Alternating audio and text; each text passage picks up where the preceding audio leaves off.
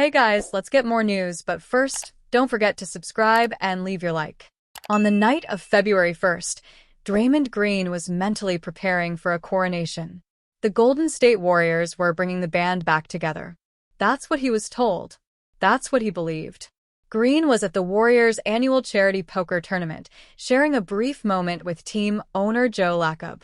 At that point, the talk around a possible reunion with Kevin Durant had started to feel real. Cue the internal fireworks. It sounded a bit closer, like something might actually be in motion. A possible return. Maybe even Durant, the former Finals MVP, back where the banners hang. Green made his way back to the table.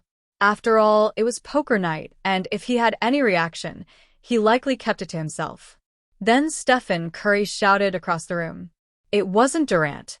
It wasn't the reunion. The news that broke that night had nothing to do with Golden State. Instead, Luka Doncic, the 25-year-old face of the Dallas Mavericks, had just been traded to the Los Angeles Lakers in a three-team shockwave involving Anthony Davis and the Utah Jazz. The Golden State Warriors are reportedly very likely to keep Jonathan Kuminga, according to Monty Poole of NBC Sports Bay Area. But if you think that closes the book on the Kuminga conversation, think again.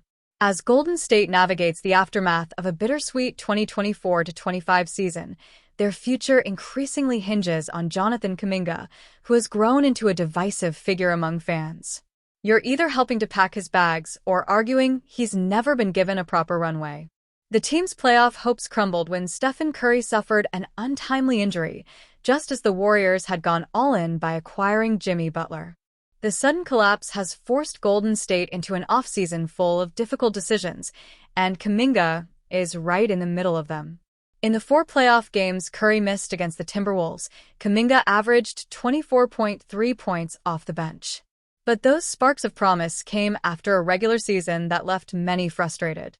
His points, 15.3, rebounds, 4.6, FG percent, 45.4, and 3P percent, 30.5, all regressed from the previous year. So who's at fault?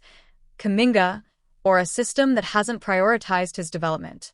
The Kuminga conundrum. Pay him or trade him. ESPN's Bobby Marks put it bluntly during his recent appearance on Willard and Dibs. It all depends on Kuminga. He basically controls free agency in Golden State.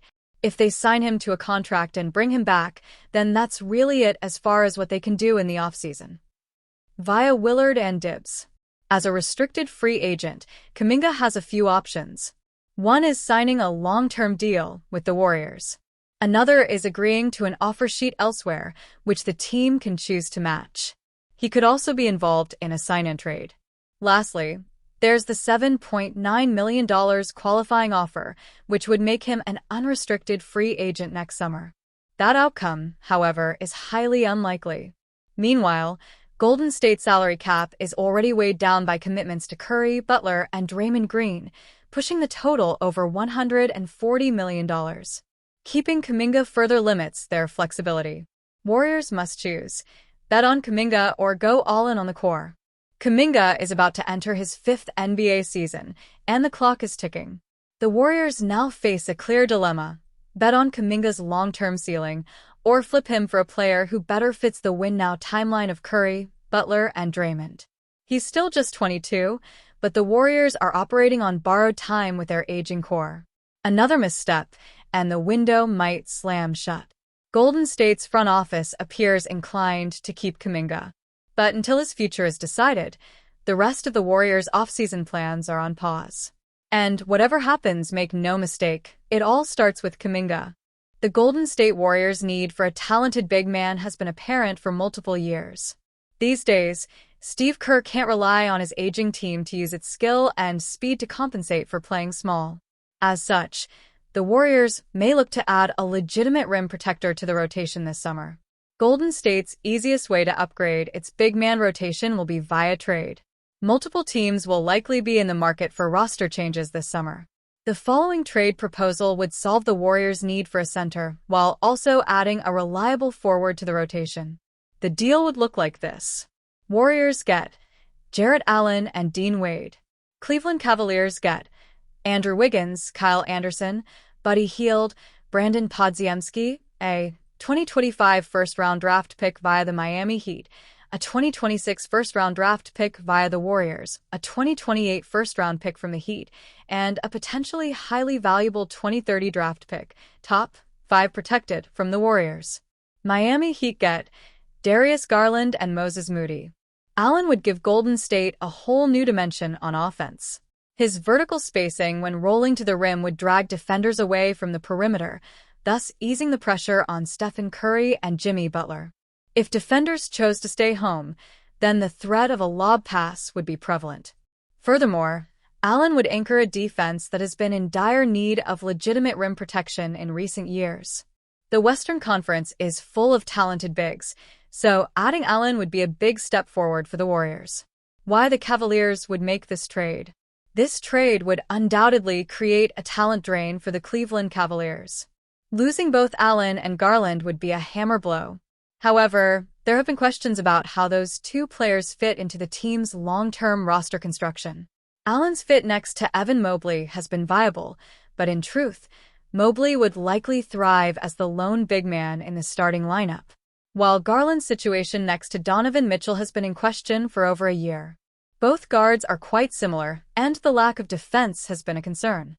Wiggins and Anderson would upgrade the Cavaliers' wing defense, while adding floor spacing and tertiary ball handling.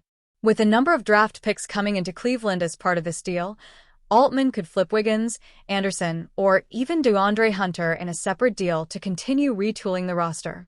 After all, the goal for Cleveland is to win a championship. Hield would space the floor off the bench, giving Kenny Atkinson some additional shooting. Nevertheless, it would be Brandon Podziemski who would be the star addition. He's already proven himself capable of playing next to a star-level guard. Heading into his third season, a 6'5" Podziemski would add size to the guard rotation, along with defense, playmaking, and multi-level scoring. Furthermore, the Cavaliers will already know he can play off-ball and is a team-first talent. Why would the Heat improve the Warriors? Pat Riley has already helped improve the Warriors recently by sending Jimmy Butler to the Bay Area. However, the chance to add a high-level point guard, which has been a problem area for the Miami Heat in recent years, would likely be too good to pass up. Garland is an all-star talent.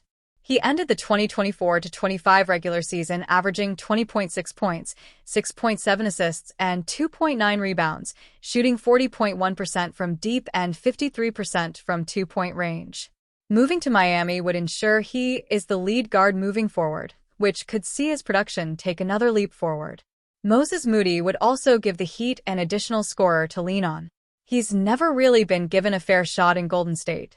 Eric Spoelstra could get the best out of the former lottery pick.